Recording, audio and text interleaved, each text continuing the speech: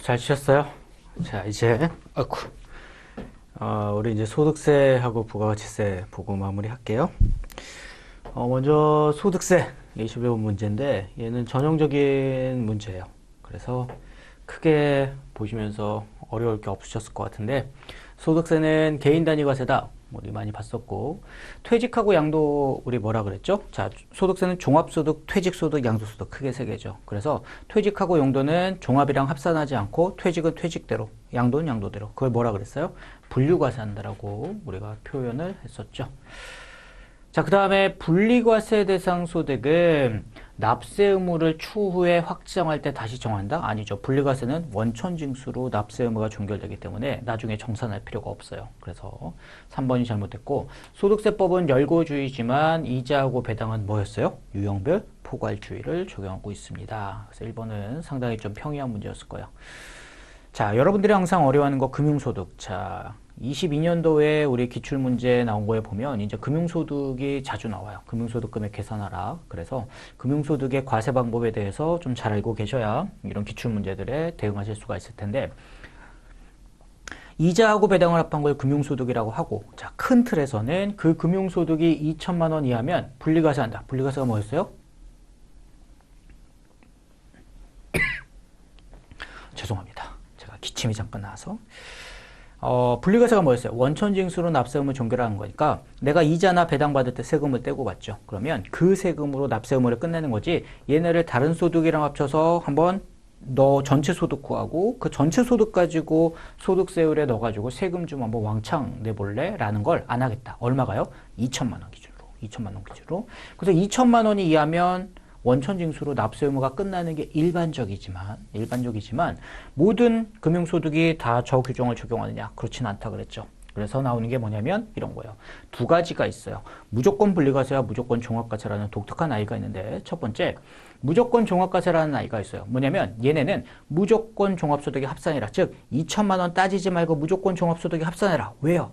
아직 원천징수가 안 됐거든. 그러니까 2천만 원 이하에 대해서 종합소득에 합산하지 않을 수 있는 이유는 얘네가 원천징수를 했으니까 그것만 떼고 끝낼 게지만, 원천징수가 안 된 애들은 어떻게 해야 돼요? 세금을 아직까지 안 냈으니까 무조건 종소에 합산돼서 세금을 한 번은 내야죠. 그래서 여기 보시면 국외에서 지급받았대요. 그러면 해외 은행들이 우리나라 국세청한테 세금을 원천징수해서 줄 일이 없잖아요. 그러니까 원천징수가 안 됐을 거고요. 또 하나, 국내에서 지급받았다 하더라도 금융기관들이 원천징수를 누락했을 수도 있겠죠. 그래서 원천징수가 누락된 아이들이 있다면 무조건 종소에 합산해야 될 거고요. 또 하나가, 얘는 그렇게 많이 나오진 않지만 출자 공동사업자 배당이라 그래서 나는 공동사업한 거야. 그러니까 우리 돈 같이 투자해서 사업하고 있어. 다만 나는 출자만 했고 실제 와가지고 운영하는 애는 다른 애가 와서 운영을 하고 있다라고 봐요. 그래서 그 사업처에서 벌어들인 이익을 내가 분배받았어. 그랬다라고 할 때 그 분배받은 소득은 일단 이익을 나눠주니까 소득의 구분 자체는 배당으로 돼 있지만, 그게 뭐예요? 공동사업에서 얻은 사업의 이익이잖아요. 그러니까 얘는 배당이라고 썼지만 실질적인 성격은 사업소득이기 때문에 우리 사업소득은 무조건 뭐 해야 돼요? 종합소득에 합산하기로 했죠. 그래서 출자 공동사업자의 배당소득은 무조건 종합과세로 들어가는 거다. 자, 그 다음에 하나 독특한 게 무조건 분리과세니까 뭐예요? 원천징수한 걸로 끝내줄게. 왜 그렇게 끝낸다 그랬어요? 첫 번째, 비실명 교문소득은요, 원천징수를 무지막지 하기로 했죠. 얼마 하기로 했어요? 45% 하되 금융실명제를 위반한 경우에는 90%를 원천징수할게요 라고 하다 보니까 이미 원천징수로 할 만큼 다 했으니까 굳이 종소에 합산할 필요가 없다. 그래서 너는 무조건 분리과세하고, 직장공제에 초과반환금은 우리 군인공제 같은 데서 나중에 받는 반환금 이런 거는 세금을 조금만 떼줄게. 그러니까 종합소득에 합산하면 세금 많이 내야 되니까 세금 조금만 떼고 끝내줄게요 라는 의미에서 우리가 이렇게 간다라고 했었죠. 그 다음에 디귿은 시험 문제 나오진 않지만 간단하게만 말씀드리면, 법인 아닌 단체 우리 항상 뭐 가지고 했어요? 자, 마을회 가지고 했었어요.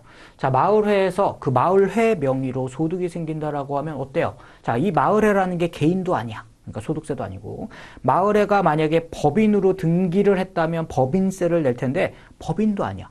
그러니까 얘가 뭐 법인 형태로 등록된 것도 아니니까요. 그래서 이 마을회라는 거에 소득이 생겼을 때 약간 애매한 거죠. 그래서 어떻게 하기로 했어요? 이 소득을 구성원들한테 분배했으면 그 분배받은 개인들이 소득세를 내는 거고, 이 소득을 분배하지 않는다면 마을회 전체를 하나의 거주자로 봐서 세금을 과세할게요 라고 하는 거였죠.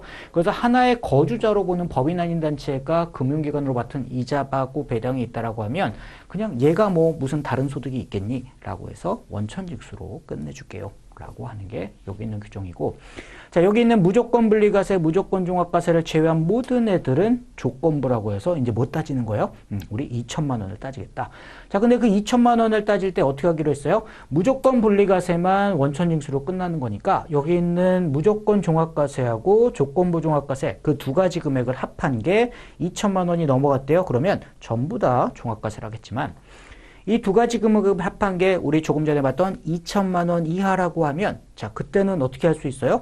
종합소득에 합산하지 않고 분리과세, 원천징수로 납세금을 끝낼 수가 있는데, 다만 그거는 조건부인 애들만 할 수가 있고, 무조건 종합과세, 즉 아직까지 원천징수가 한 번도 안 냈던 소득은 금융소득이 2천만 원 이하라고 하더라도 종합소득에 합산돼서 과세를 해야겠다. 그래야 세금을 과세하는 게 되니까요. 이게 금융소득 종합과세의 내용일 겁니다. 자, 그럼 금융소득 관련돼서 나오는 문제 두 가지만 한번 보고 가면요. 과세 방법에 대한 설명, 이런 문제도 한번 나오죠. 어떻게 나나 보니까, 자, 올바르지 않은 거 골라보세요. 그러면 4번인데 한번 풀 수 있나 보세요. 종합과세되는 배당소득의 경우 원천징수 적용과 관계없이 그로스업이 적용됩니다. 이거 어때요? 어렵죠? 우리 그로스업이란 거 우리 어떻게 하기로 했어요? 금융소득 막 구한 다음에 어디에 대해서만? 2천만 원 초과한 부분에 대해서만 그로스업 했죠. 왜요? 2천만 원까지는 원천징수세율밖에 적용을 하지 않거든요. 그러다 보니까 2천만 원을 초과한 부분에 대해서만 우리가 그로스업을 적용하기로 했었죠. 근데 원천징수세율 적용 여부와 관계없이 라고 했으니까 이 문장이 틀린 거고요. 국외에서 받은 배당, 자, 이런 건 아직 원천징수 안 됐으니까 뭐로 가야 될까요? 무조건 종합과세 맞았겠죠? 비실명 금융소득, 자, 비실명은 뭐였어요? 무조건 분리과세. 그래서 얘는 원천징수로 납세 의무가 종결됩니다. 이게 무조건 분리과세의 표현인 거고요. 그 다음에 금융소득이 2천만 원 이하다. 자, 그때는 누진세율이 적용되지 않죠? 뭐로 가는 거예요? 원천징수세율까지만 받기로 했으니까 누진세율을 적용하지 않는 거죠. 저런 표현들을 풀 수가 있어야 되고요. 또 하나, 요즘에 계산 문제로 나오는 게 얘예요. 핫한 애가. 자, 근데 아주 어렵냐? 어렵진 않아요. 한번 봐보세요.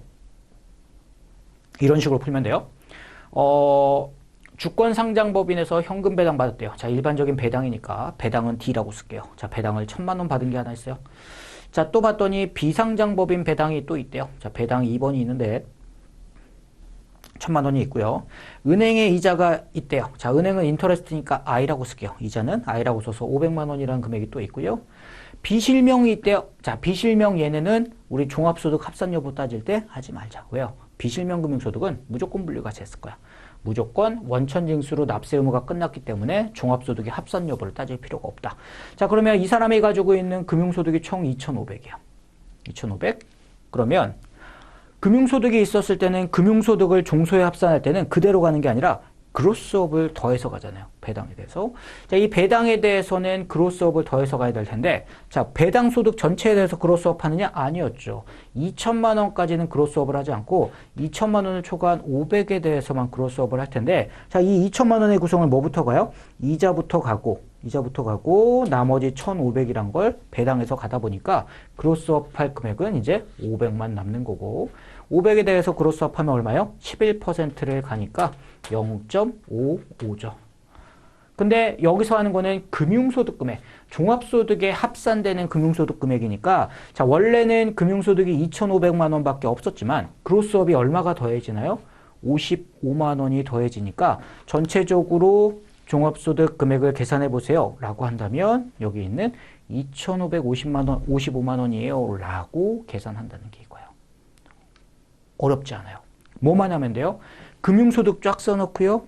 2천만 원까지는 그로스업 안 한다 그랬죠? 그러니까 2천만 원을 초과한 금액은 뽑아내면 돼요. 자, 그럼 2천만 원 초과한 금액 쪽에서 이 배당 쪽에서 얼마가 나올 수 있느냐? 배당에서 지금 500만 원 얼마든지 나올 수 있잖아요. 그러니까 그 500만 원 나온 거에 11%만 추가적으로 얹혀지면 돼서 2,500에다가 그로스업한 금액, 이 금액만 더하면 종합소득에 합산되는 금액은 구할 수 있다. 자, 이 문제 포기하지 말고 꼭 한번 이렇게 풀어보실 수 있었으면 좋겠어요. 자, 다음에 우리 사업소득에서 제일 중요한 포인트는 이거죠. 뭐냐면 처음에 대표자에 대한 인건비를 포함할 겁니까? 라고 할 때, 대표자에 대한 인건비를 포함할 겁니까? 라고 할 때 우리 소득세법에서는 대표자에 대한 급여, 대표자에 대한 퇴직급여 안 된다고 그랬죠. 그래서 있는 거 있으면 전부 다 송금불산입해야 된다. 자, 출자자의 자금 인출 언제든지 인출할 수 있다. 소득세는 내 돈 그냥 내가 빼는 거니까 상관이 없어요. 하지만 재고자산 자가소비, 자, 우리 회사에 있던 걸, 사무실에 있던 걸 집에 가져간다. 자, 그거에 대해서는 총수익금액 산입할게요. 근데 뭐 얘는 시험에는 그렇게 자주 나오지 않죠. 자, 시험에 항상 나오는 게 뭐예요? 제일 처음에 있는 인건비, 자, 그 다음에 출자자가 자금 인출, 그 다음에 여기 있는 이자 배당, 유용자산 처분 손익이 시험에 이제 많이 나오는 것들이죠. 자, 그러면 이자하고 배당은 어때요? 우리 법인세에서는 이자나 배당 받으면 이거는 것들이 전부 다 각사소라는 거에 하나에 합쳐져서 각사겠지만 소득세에서는 이자는 이자로, 배당은 배당으로, 사업은요, 사업해서 나온 것만 사업소득에 들어가니까 이 이자나 배당이 사업소득 수익금액에 포함되면 안 되겠다는 거죠. 그래서 빠지는 거고요. 또 하나, 유가증권이나 유형자산 처분손익 같은 경우에도 법인세법에서는 각사소에 들어가겠지만 사업소득에서는요, 유가증권 판 거는 우리 뭐예요? 유가증권은 양도소득이죠. 유형자산 판 거는 뭐예요? 아, 토지하고 건물 판 것까지는 또 양도소득으로 가요. 그런데 아닌 게 있었어요. 뭐예요? 기계장치, 차량 운반구, 공기구, 비품. 자, 이런 애들을 처분한 게 우리 소득세에서 따로 양도소득세 같은 걸로 과세되는 거 있어요? 없어요. 없어요. 없다 보니까 얘네들에서는 우리가 어떻게 하기로 했냐면 사업소득에라도 포함해서 과세할까라고 했더니 세법에서는요, 복식부기 의무자인 애들은 이런 애들을 그러면 양도소득에 과세 안 됐으면 사업소득에라도 과세하세요 라고 하는 거고, 간편장부를 쓰는 애들은 과세 제외해 줄게 라고 하고 있어서, 자, 이 포인트가 시험에서 시험을 맞추느냐 틀리느냐의 가장 중요한 포인트가 될 것 같아요. 자, 그래서 이 문제를 한번 봐보면 이런 건데요. 사업소득 금액을 계산하라고 했죠. 그럼 어떻게 해요? 당기순이익이 있으니까 여기에다가 조정할 금액만 조정하면 되는데, 처음에 본인에 대한 급여는 인정하지 않죠. 더하고요. 배당금 수익은 우리 사업소득에서는 차감을 해줘야죠.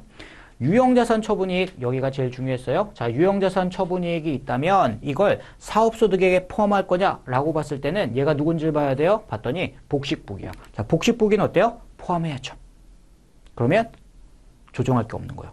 자, 이 금액이 지금 당기순이익에 포함되어 있는 거니까 유형자산 처분한 이익, 저기 있는 기계장치 같은 거 처분한 이익도 복식부기 의무자는 포함하라는 거야. 사업소득에. 근데 지금 포함되어 있죠. 그러니까 따로 뺄 필요가 없는 거예요. 조정이 없는 거예요. 세금과 공과금 중에 벌과금이 있으면 얘는 다시 송금불산입해야 되죠. 자, 이렇게 해서 사업소득을 구하면서 봤더니 2월 결손금이 있대요. 자, 2월 결손금이 있으면 어떻게 해야 될까요? 자, 여기서 다 하지 말고 7천만 원만큼 다시 차감해 주게 되면 이 금액이 얼마가 나오냐면 계산해 보시면 3억 7,700이 나올 거예요. 그래서 정답은 4번. 자, 이 기계장치 처분이 계산하는 거 이거 반드시 기억해 주세요. 자, 근로소득 금액 계산하세요 라고 하면 전형적인 문제가 이겁니다. 이런 거는 계산할 수 있어야죠. 어떻게 하면 될까요? 자, 월급여가 200이에요. 그럼 1년 동안 받았으면 2,400 받으셨네요. 상여가 500% 받으셨대요. 자, 그러면 1,000만 원 받으셨고요. 보육수당을 받으셨대요. 자, 이 월급여에 자녀 보육수당이나 중식대가 빠져 있으니까 자, 급여하고 별도로 보육수당을 더 받았어. 그래서 봤더니 얼마 받았대요? 월 15만 원. 얼마까지 비과세요? 지금은 10만 원까지 비과세. 그러면 60만 원 만큼 과세소득에 포함될 거고, 중식대를 받았대요. 월 10만 원. 자, 그런데 이 사람은 밥을 제공받고 있어. 그러면 중식대는 전부 다 과세죠. 얼마가 되겠어요? 120만 원. 연합철수당을 200을 받았대요. 그랬으면 자, 이 사람의 총급여, 과세 대상인 근로소득 금액이 얼마가 나올 거냐? 자, 저 금액 계산해보면 얼마가 나오냐면요. 제가 계산을 해봤거든요. 계산을 해봤더니 이 금액이 3,780이 나와요. 총급여가 3,780이 나오면 자 여기 밑에 보니까 총급여에 따라 근로소득공제 어떻게 하나요? 라고 했더니 3,780이면 여기다 넣으면 되죠. 750에다가 1,500만 원 초과금액의 15% 저금액을 계산하면 10.92, 1,092만 원이 나와요. 그래서 그 두 금액을 계산하고 나면 2,688만 원 그게 정답으로 계산이 될 겁니다. 자, 연금 우리 이론형 문제로 많이 나오죠. 이론형으로. 그래서 연금의 개념을 좀 알고 계셔야 되는데 우리 연금은 크게 두 가지죠. 공적과 사적. 즉 법에 따라 의무적으로 가입하는 연금과 사적. 우리가 개인적으로 가입하는 연금인데 사적 연금은 우리가 아는 연금저축이 있고 또 하나 퇴직금 계좌, 그 IRP 계좌 같은 퇴직금 계좌에다가 우리가 개인적으로 추가적으로 불입하는 금액 그런 것도 전부 다 우리 사적 연금이 되겠다. 자 그러면 우리 과세 구조는 어떻게 되나요?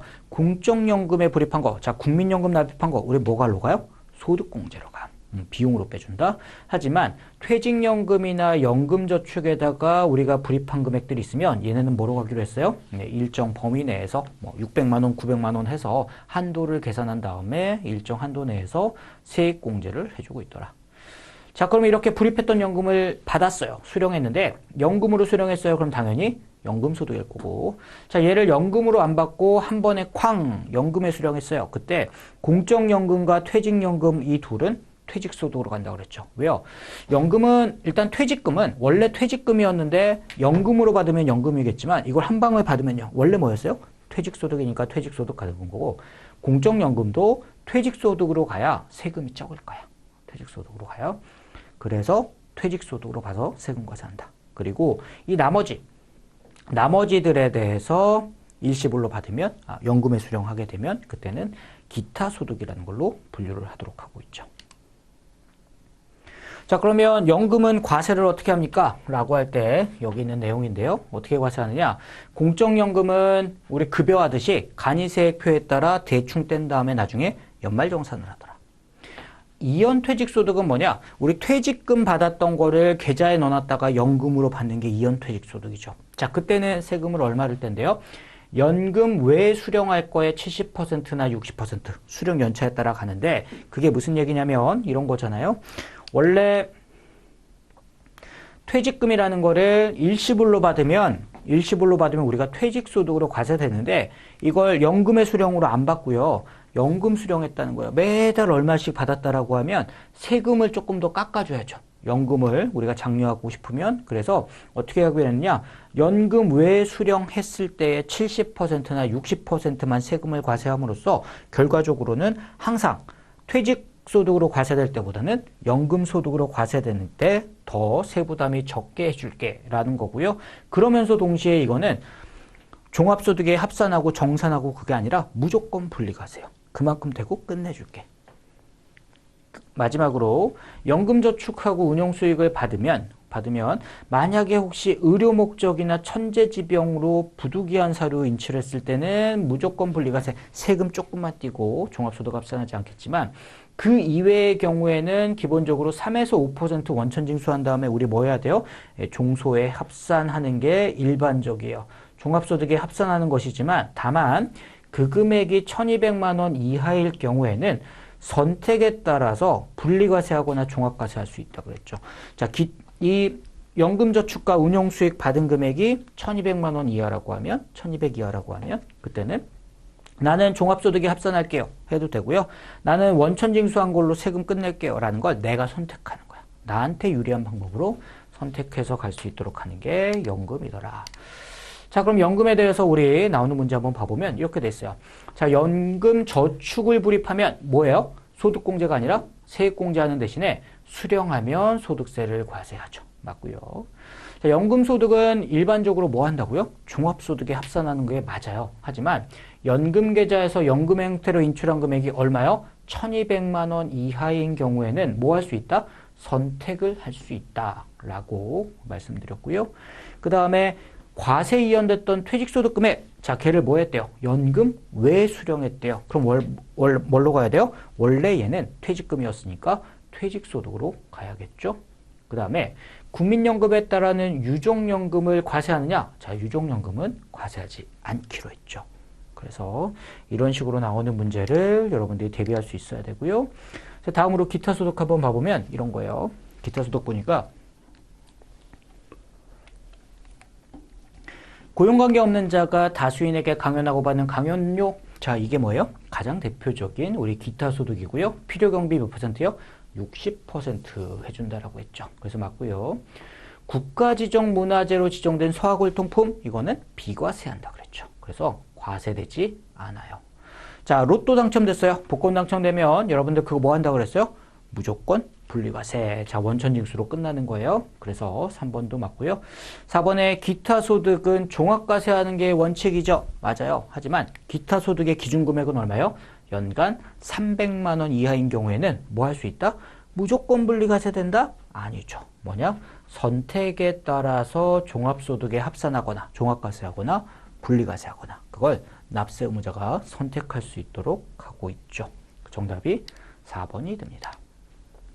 자, 소득세법상 결손금은 최근에 나오는 문제가 지문이 좀 몇 개가 있어서 그것만 좀 찍고 가려고 하는데요. 1번은 쉬웠을 거예요. 자, 사업소득의 결손금 어디서 해요? 근연기 2배 이 순서죠. 자, 근데 뭐라고 그랬어요? 근연기 2배가 아니라 2배가 앞으로 왔어. 그래서 틀린 거예요. 이런 식으로 틀린 지문 낸 거고. 두 번째는 자, 이 표현이 우리 재경사 책에는 안 나오는데 시험에 나왔어요. 뭐래요? 부동산 임대업에서 발생한 결손금. 자, 3번부터 볼까요? 부동산 임대업에서 발생한 2월 결손금 있으면 다른 소득에서 뺄 수 있어요? 부동산 임대소득의 결손금은요. 부동산 임대소득에 발생한 소득하고만 상계해요. 다른 소득이랑 상계를 못하고. 그래서 다른 소득 금액에서 공제할 수 있다? 아니죠. 다만 부동산 임대지만 주거용 건물 임대에서 발생한 결손금 있잖아요. 그건 다른 소득이랑 통산할 수가 있어요. 그런데 여기에서 발생한 거는 다른 부동산에서 발생한 결손금과 마찬가지로 다른 소득에서 공제할 수 없다라고 해서 틀린 거예요. 자, 주거용 건물 임대에서 발생한 결손금은요, 다른 소득이랑 통산할 수 있어요. 근데 여기는 아니라고 했으니까 틀린 거였다. 자, 이 부분이 학습하지 않은 거라서 힘드셨을 거고, 결손금 몇 년까지 가나요? 15년. 다만 20년 이전에 발생한 거는 10년 이내에서 공제할 수 있다라는 것도 기억하셔야겠죠. 자, 다음으로 이제 연말정산 쪽으로 좀 넘어가 보면, 우리 보험료 공제할 때요. 보험료는 연령과 소득 요건을 둘 다 충족하는 사람한테 지출한 것만 이제 내 부양가족인데 연령 요건, 소득 요건을 전부 다 충족해서 내가 기본공제 받는 그 부양가족, 기본공제 대상자, 걔네들한테 지출한 것만 인정이 되고, 자, 보험을 크게 두 가지로 나누죠. 국민연금, 국민건강보험, 고용보험. 자, 이런 데 들어간 것들은 전액 소득공제를 해주고요. 우리가 일반적으로 연말정산에서 다루는 건 주로 뭐였어요? 네, 보장성 보험. 자, 얘네들은 세액공제를 주죠. 자, 세액공제란 거는 내가 보험 불입한 걸 전부 다 공제 대상으로 보느냐? 자, 불입을 했어도 일정 한도까지만 공제 대상으로 봅니다. 얼마까지요? 100만 원까지 한도인데 그걸 두 가지로 나누죠. 일반 보장성 보험하고 장애인 전용으로 나눠서 장애인 전용도 100만 원, 일반도 100만 원까지 가고, 자, 그러면 이거에 몇 %까지 공제를 해줍니까? 라고 하면 장애인 전용은 15%, 일반은 12%로 가는 게 보장성이에요.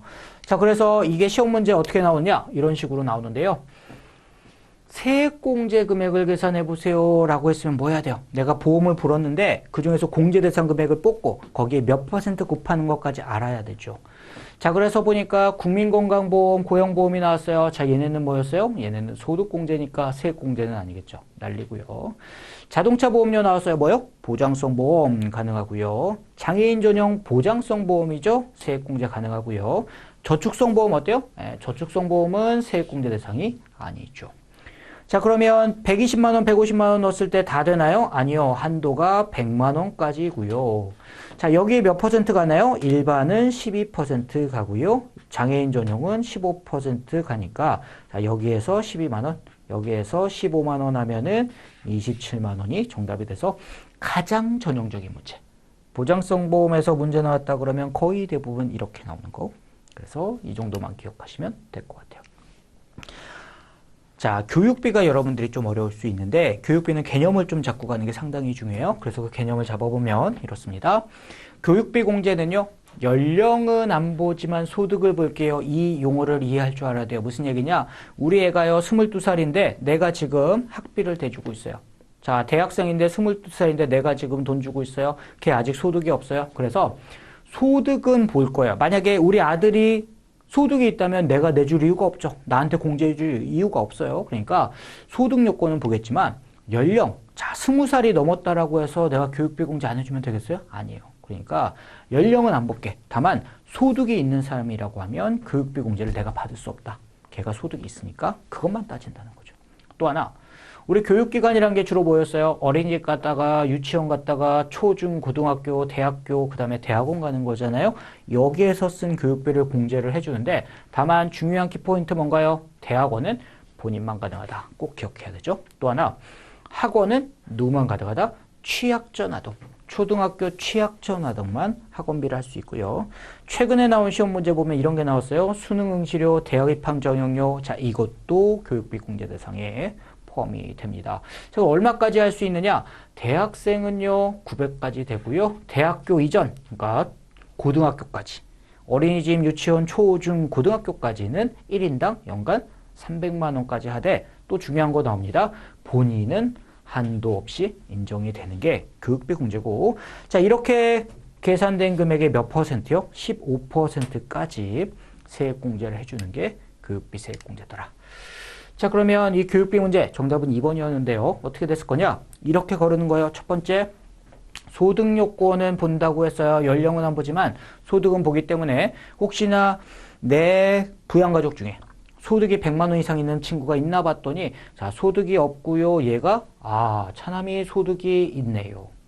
얘는 공제를 못 받는 거야. 자, 정기예금이자 50만 원 소득 금액 없음. 그럼 나머지는 다 돼요. 그래서 첫 번째 소득 요건으로 한번 쭉 가야 돼요. 자, 그 다음에 이제 교육비로 가요. 자, 교육비로 가서 뭘 보느냐? 대학원 누구만 돼요? 본인만. 누가 냈대요? 장남. 그러면 날라가요. 고등학교 학비 될 것 같고요. 학원비 어때요? 취약전 아동인데 얘가 몇 살이에요? 15살? 안 돼요.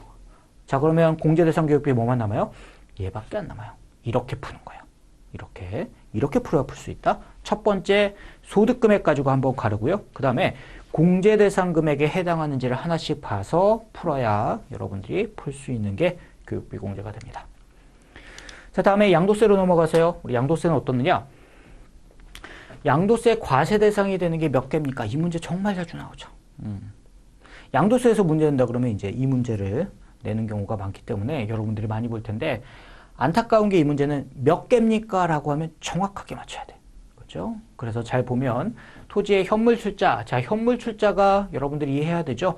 양도세, 양도의 개념은 우리가 일반적으로 하는 매매만 있는 게 아니에요. 매매만 있는 게. 그래서 교환하는 것도 과세 대상이라고 하고, 현물 출자하는 것도 과세 대상이라고 하고, 그래서 실질적으로 대가를 받고 이전하는 거래가 있다고 하면 전부 다 과세 대상이더라. 임대하던 점포의 양도 당연히 과세 대상이고, 비상장 주식 양도세 냈죠. 사업용 고정자산과 함께 양도하는 영업권, 이건 거의 하나의 단어처럼 외워야 된다고 했고요.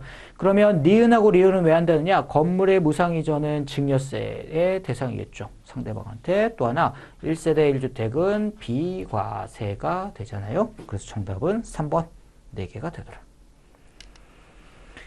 자, 원천징수 중요한 주제 중에 하나죠. 중요한 주제 중에, 자, 한번 봐보면 이래요.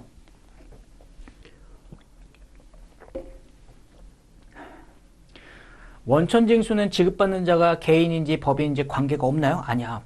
법인은 원천징수를 많이 하지 않지만 개인은 이자는 얼마, 배당은 얼마, 사업소득도 일정 부분 하고 근로는 얼마, 이런 식으로 모든 소득에 대해서 광범위하게 했기 때문에 개인이냐 법인이냐에 따라 원천징수는 완전히 달라지죠.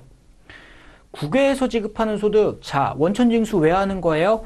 상대방이 세금 안 낼까봐 하는 거야. 근데 어디서 준대? 해외에서 준대요. 자, 해외에서 소득 받는 애는 세금 어디다 내겠어요? 예를 들어서 중국에서 줘요. 그럼 걔는 중국에다가 세금 내래잖아.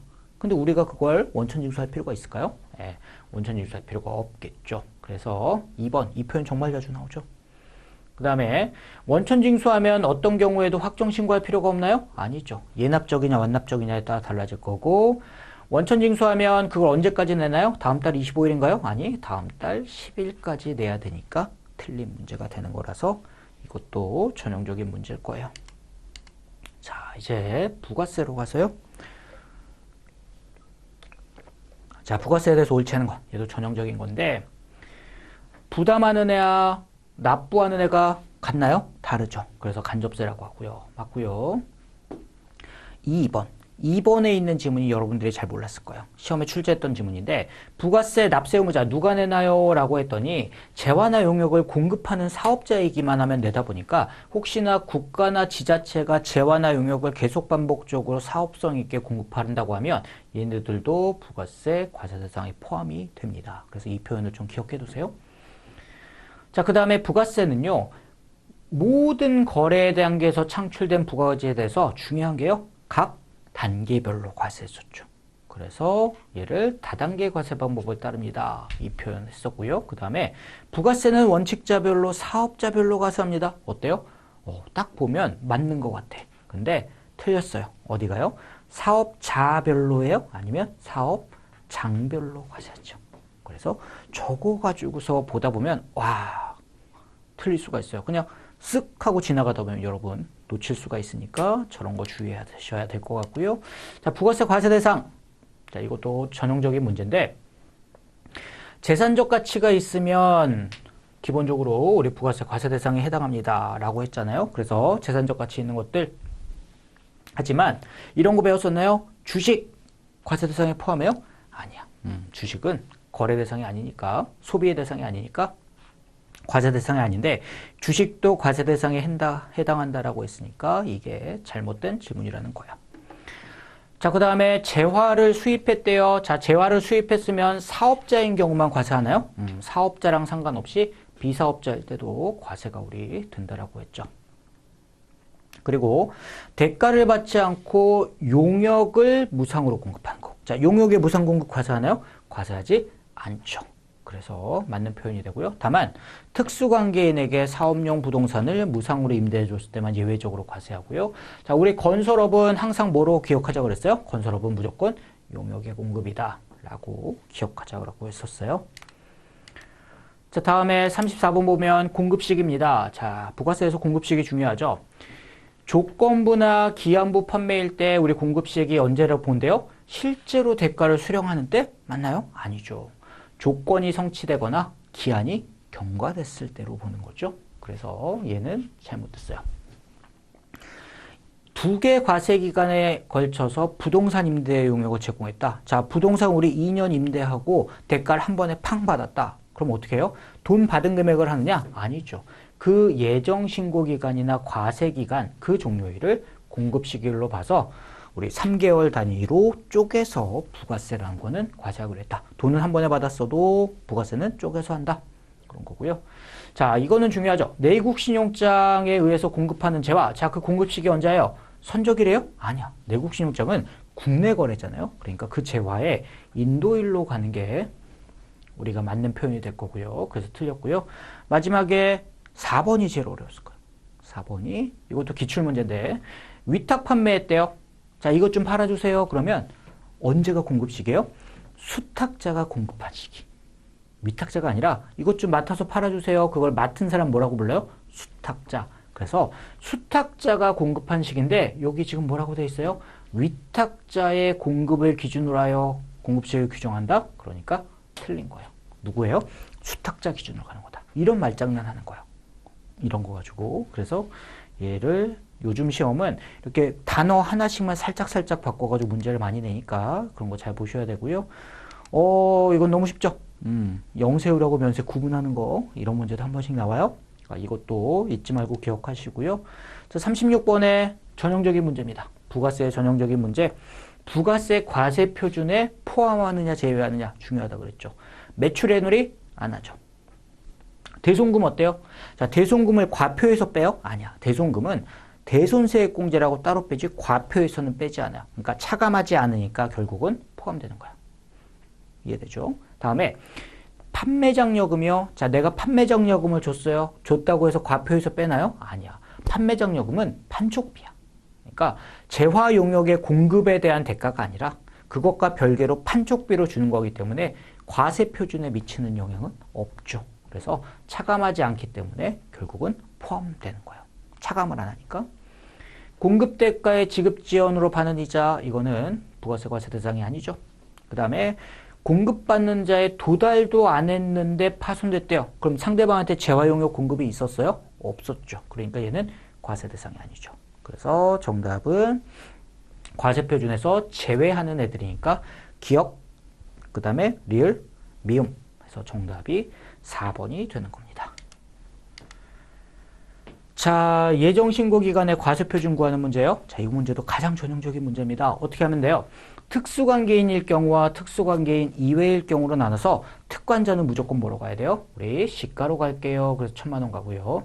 특수관계인 이외일 경우에는 기본적으로 내가 판매한 금액으로 다는데 항상 우리 문장에다 뭐 줬어요? 매출애누리, 매출할인이 어떻게 됐대요?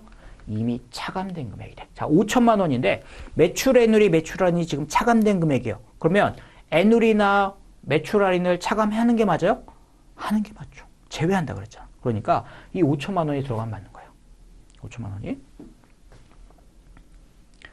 다음에 재화의 공급과 관련되지 않은 국고보조금, 내가 국고보조금을 받았는데 재화나 용역을 공급도 안 했는데 돈을 받았어. 그럼 뭐예요? 부가세 과세 안 하죠. 재화나 용역을 공급하고 대가를 받을 때만 부가세를 과세하는데 재화의 공급과 관련되지 않는다고 했으니까 부가세 과세 대상이 아닌 거고요. 외상매출급 지급지원으로 받은 연체이자, 이거는 과세예요? 안 하죠. 이거는 그냥 금융이자잖아요. 금융이자. 그러니까 과세 대상에 해당하지 않습니다. 그래서 과세되는 금액 골라보세요. 그러면 여기 1,000만 원하고 5,000만 원에서 6,000만 원을 과세 표준으로 계산한다는 겁니다.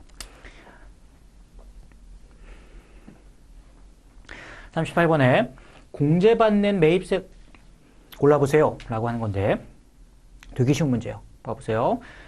기계장치 가능해요? 가능해요. 업무무관자산 되나요? 안 돼요. 원재료 돼요? 돼요. 죄송해요. 부재료 돼요? 돼요. 다만 뭐라고 돼 있어요? 세금계산서 필요적 기재사항이 누락됐대요. 그럼 돼요? 안 돼. 저것 때문에 안 되는 거야.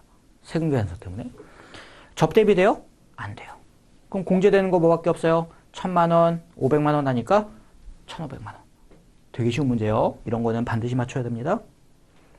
자, 다음에 39번 세금계산서요. 자, 세금계산서도 자주 나오는 문제죠. 필요적 기재사항이 기재되지 않거나 사실과 다르대요. 그러면 정당한 세금계산서 인정되지 않는다. 어때요? 당연하지. 이런 거는 그냥 할 수 있죠. 이렇게. 자, 간이가세자도 원칙적으로 세금계산서 발행해야 합니까? 예, 지금은 그래요. 옛날에는 간이가세자는 절대 세금계산서 교부할 수 없다. 이게 맞는 문장이었지만 간이가세자의 기준이 4,800에서 8,000으로 바뀌면서부터는 간이가세자도 무조건 세금계산서 교부하되 원칙적으로 하되 다만 직전과세 연도에 4,800이 안 되는 애들만 영수증하세요. 이렇게 지금 바뀌어 있죠.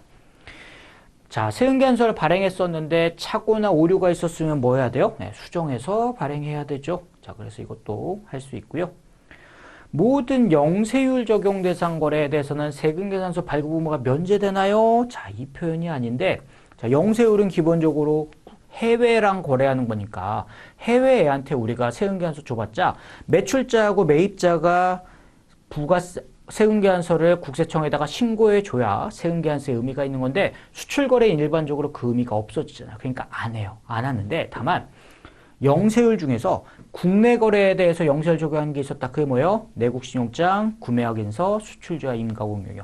자, 그런 것들은 국내 거래지만 영세율을 적용하기 때문에 어떻게 해야 된다? 세금계산서는 교부해야 된다. 그래서 모든 영세율 적용 거래가 세금계산서 발급 의무 면제되는 건 아닌 거죠. 간주임대료에 대해서는 세금계산서 발급 의무가 면제되는 것도 여러분들 많이 봐서 이해하고 있을 거예요.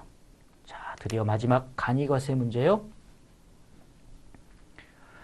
자, 간이과세는 어떻게 하기로 했어요? 매출세액, 매입세액 이거 힘들다. 너희는 규모 영세에서 힘드니까 매출액에다가 그냥 일정 비율을 곱해서 그 부가율이란 걸 곱해서 너의 부가가치로 보고 그 부가가치의 10%만 과세하고 끝내줄게 라고 하는 게 간이과세 제도라서 납세 편의와 세부담 경감을 위해서 매출액의 일정률을 부가가치로 보고 거기에 대해서 간단하게 과세할게 라고 하는 게 부가세의 정의라는 거죠. 자, 간이과세자가 대손세액 공제가 됩니까? 자, 대손세액 공제는 뭐예요? 우리 매출세액, 매입세액 하면서 그 매출세액을 내가 돈도 못 받았는데 납부했던 게 있는데 그게 궁극적으로 못 받게 돼서 받는 게 대손수익공제야. 근데 간이가세자는 지금 매출세액, 매입세액 한다 그랬어? 아니야. 그게 아니잖아요. 그러다 보니까 간이가세자는 이게 적용이 아니에요. 또 하나, 간이가세자는 업종에 관계없이 적용받을 수 있나요? 아니야.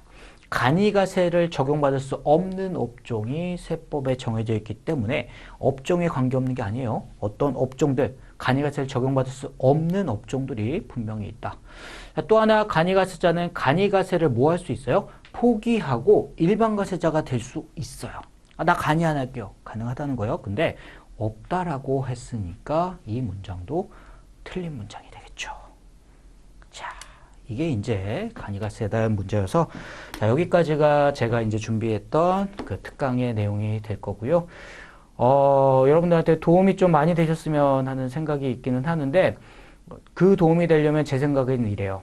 첫 시간에 시작할 때도 말씀을 드렸지만, 시험이란 게 합격하기 위해서는 이 시험 날짜가 다가오면서 내가 공부하는 범위를 점점 늘려가면 절대 시험은 볼 수가 없어요. 그러니까 시험이란 거는 시험이 가까울수록 공부하는 범위를 점점 줄여가는 핵심적인 내용만 따로 발췌해서 그 내용만 보고 들어가는 게 돼야지, 시험 보기 전에 이것도 시험 문제 나올 것 같고 이것도 시험 문제 나올 것 같고 해서 내가 과거에 안 봤던 건데 새롭게 막 안 봤던 거 보다 보면, 그렇게 하면 시험은 정말 길어져요. 준비하는 기간이. 그래서 시험은 핵심적인 내용, 내가 지금까지 공부했던 내용, 그 내용만 확실하게 이해하고 들어가서 그 문제만 정확하게 풀더라도 어느 정도 여러분들이 점수는 얼마든지 낼 수 있고, 그렇게 해야 빠른 시간 안에 시험을 합격하실 수가 있을 겁니다. 자, 그래서 오늘 교육 2시간 동안 듣느라고, 오후 늦은 시간인데 와서 듣느라고 고생 많이 하셨고요. 이제 시험 얼마 안 남았죠? 그때 시험장 가서 여러분들이 준비했던 거 최대한 다 발휘해서 시험에 합격하시게 되기를 바라겠습니다. 오늘 고생 많이 하셨습니다. 감사합니다.